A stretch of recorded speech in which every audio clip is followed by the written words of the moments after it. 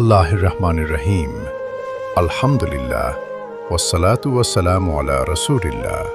প্রিয় ভাই ও বোনেরা, আসসালামু আলাইকুম ওয়া রাহমাতুল্লাহি ওয়া বারাকাতুহু। আজকে আমরা কথা বলবো এমন একটি বিষয় নিয়ে যা আমরা প্রতিদিন করি, কিন্তু এর ভয়াবহতা সম্পর্কে আমরা গাফেল। আমরা ভাবি ছোট্ট একটা পাপ, কি আর হবে, কিন্তু আল্লাহর কাছে কোনো পাপই ছোট নয়। আজকের বিষয় গুনাহের পরিণাম। আল্লাহ তাআলা আমাদের সৃষ্টি করেছেন তার ইবাদতের জন্য। তিনি আমাদের দিয়েছেন বিবেক, দিয়েছেন জ্ঞান, দিয়েছেন হালাল হারামের পার্থক্য বোঝার ক্ষমতা। কিন্তু শয়তান আমাদের চিরশত্রু, সে আমাদের বিপথে নিয়ে যায়। আল্লাহ বলেন, ইন্না শাইতানা লাকুম আদু ফাত্তাখিদুহু আদুয়া। নিশ্চয়ই শয়তান তোমাদের শত্রু, তাই তাকে শত্রু হিসেবেই গ্রহণ করো। শয়তান কিভাবে গুনাহে নিয়ে যায়? প্রথমে সে বলে, একবারই তো, পরে তওবা করব। তারপর বলে, সবাই করছে, তুমি কেন করবে না? তারপর বলে, আল্লাহ তো গফুরুর রাহিম, মাফ করে দেবেন। এভাবে ধীরে ধীরে একটি পাপ 10টি পাপের দরজা খুলে দেয়। রাসূলুল্লাহ সাল্লাল্লাহু আলাইহি ওয়াসাল্লাম বলেছেন, গুনাহ থেকে সাবধান থাকো, বিশেষত ছোট গুনাহ থেকে, কারণ ছোট ছোট গুনাহ জমা হতে হতে মানুষকে ধ্বংস করে দেয়। ভাই আমার, আপনি কি কখনো লক্ষ্য করেছেন একটা পাপ করার পর মনটা কেমন ভারী হয়ে যায়?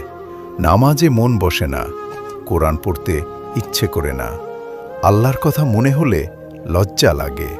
এটা কোনো কাকতালীয় ঘটনা নয়, এটা হলো গুনাহের সরাসরি প্রভাব।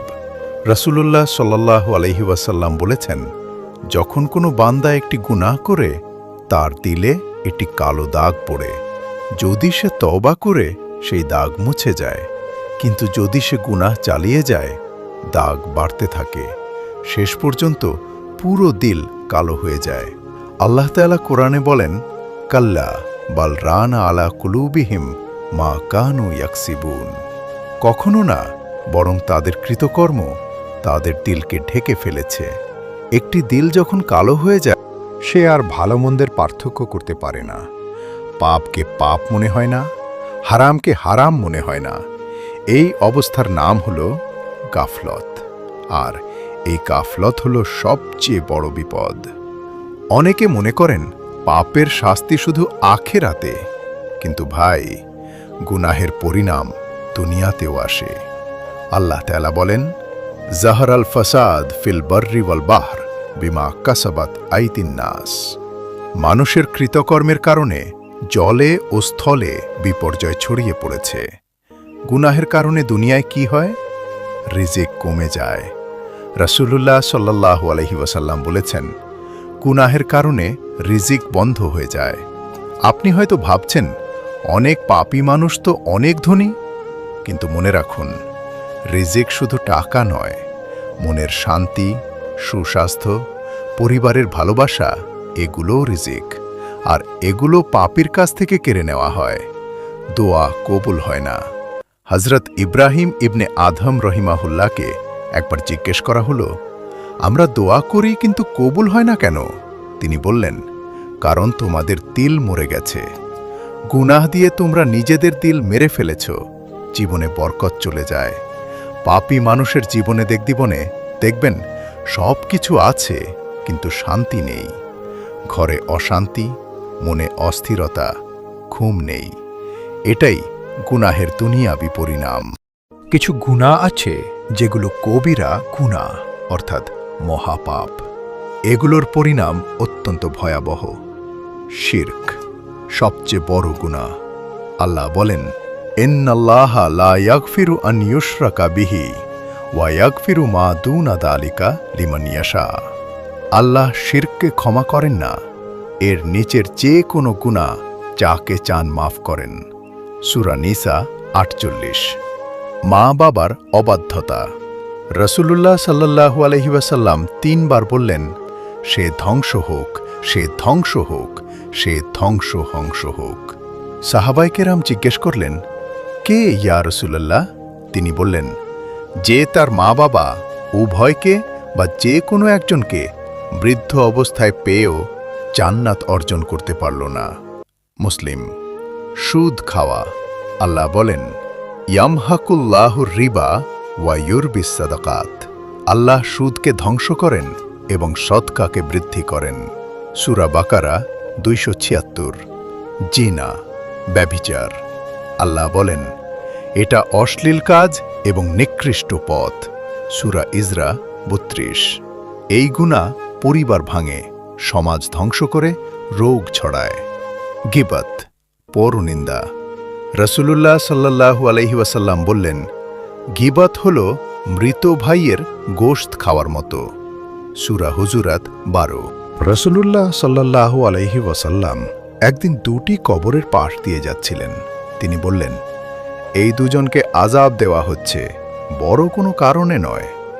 একজন পেশাব থেকে সতর্ক থাকত না, আরেকজন চগলখড়ি করত। ভাই আমার, পেশাবের ছিটা, এটুকু অসাবধানতার জন্য কবরে আযাব? তাহলে যারা বড় বড় পাপ করছে তাদের কি অবস্থা হবে? কিয়ামতের দিন প্রতিটি গুনাহ সামনে আসবে। আল্লাহ বলেন, ওয়াওয়াজাদু মা আমিলু হাদিরা। তারা যা করেছিল তা সামনে উপস্থিত পাবে। সেদিন লজ্জায় মাথা নত হয়ে যাবে। কিন্তু সেদিন লজ্জা পেলে কোনো লাভ নেই। তাহলে আমরা কি করব? প্রথমত, আল্লাহকে সব সময় মনে রাখুন। যখন গুনাহের দিকে হাত বাড়াবেন, মনে করুন আল্লাহ দেখছেন।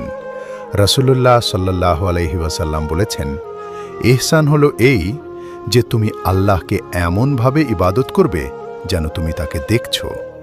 যদি তুমি তাকে না দেখো, তবে নিশ্চয়ই তিনিই তোমাকে দেখছেন। বুখারী। দ্বিতীয়ত, খারাপ সঙ্গ ছাড়ুন। আল্লাহ বলেন, ওয়াসবির নফসাকা মা আল্লাযীনা ইয়াদউনা রাব্বাহুম। যারা আল্লাহকে ডাকে তাদের সাথে নিজেকে ধরে রাখো। সূরা কাহফ 28। খারাপ বন্ধু আপনাকে জাহান্নামে নিয়ে যাবে, ভালো বন্ধু জান্নাতে নিয়ে যাবে। তৃতীয়ত, গুনাহের পরিবেশ থেকে দূরে থাকুন। মোবাইলে হারাম কন্টেন্ট দেখলে সেটা ডিলিট করুন। হারাম জায়গায় যাওয়া বন্ধ করুন। গুনাহের সুযোগ থাকলে সেখান থেকে পালিয়ে যান, ইউসুফ আলাইহিস সালামের মতো। চতুর্থত, বেশি বেশি ইস্তিগফার করুন। রাসূলুল্লাহ সাল্লাল্লাহু আলাইহি ওয়াসাল্লাম প্রতিদিন 70 বারের বেশি ইস্তিগফার করতেন, নিষ্পাপ হওয়া সত্ত্বেও। আর আমরা পাপী হয়ে ইস্তিগফার করি না। প্রিয় ভাই ও বোনেরা, আপনি হয়তো ভাবছেন, আমি অনেক পাপ করেছি, আমার কি মাফ হবে? হ্যাঁ, অবশ্যই হবে। আল্লাহ বলেন, কুল ইয়া ইবাদিয়াল্লাযীনা আসরাফু আলা আনফুসিহিম লা তাকনাতু মিন রাহমাতিল্লাহ। বলুন, হে আমার বান্দারা, যারা নিজেদের উপর অবিচার করেছ, আল্লাহ রহমত থেকে নিরাশ হইও না। আল্লাহ সমস্ত গুনাহ মাফ করেন। একটি হাদিসে কুদসিতে আল্লাহ বলেন, হে আদম সন্তান, যতক্ষণ তুমি আমাকে ডাকবে এবং আমার কাছে আশা রাখবে, আমি তোমাকে মাফ করব, তুমি যাই করে থাকো না কেন। তওবার শর্ত মাত্র 3টি। 1. গুনাহ ছেড়ে দেওয়া। 2. অনুতপ্ত হওয়া। 3. আর না করার সংকল্প নেওয়া। আজই তওবা করুন, এখনই, কারণ আগামীকাল সুযোগ নাও আসতে পারে। প্রিয় ভাই ও বোনেরা, আমরা সবাই পাপী। আমিও পাপী, আপনিও পাপী। কিন্তু সেরা মানুষ সে নয় যে পাপ করেনি। সেরা মানুষ সে যে পাপ করার পর আল্লাহর দিকে ফিরে এসেছে। রাসূলুল্লাহ সাল্লাল্লাহু আলাইহি ওয়াসাল্লাম বলেছেন, প্রতিটি আদম সন্তান পাপ করে, আর সেরা পাপী হল সেই যে তওবা করে। আল্লাহ আমাদের সকল গুনাহ মাফ করুন। আমাদের দিলকে নূরে ভরে দিন। আমাদের গুনাহ থেকে বেঁচে থাকার তৌফিক দিন এবং জান্নাতুল ফেরদাউসে আমাদের স্থান দিন। আমিন সুম্মা আমিন। জাযাকুমুল্লাহু খাইরান। আসসালামু আলাইকুম ওয়া রাহমাতুল্লাহি ওয়া বারাকাতুহু।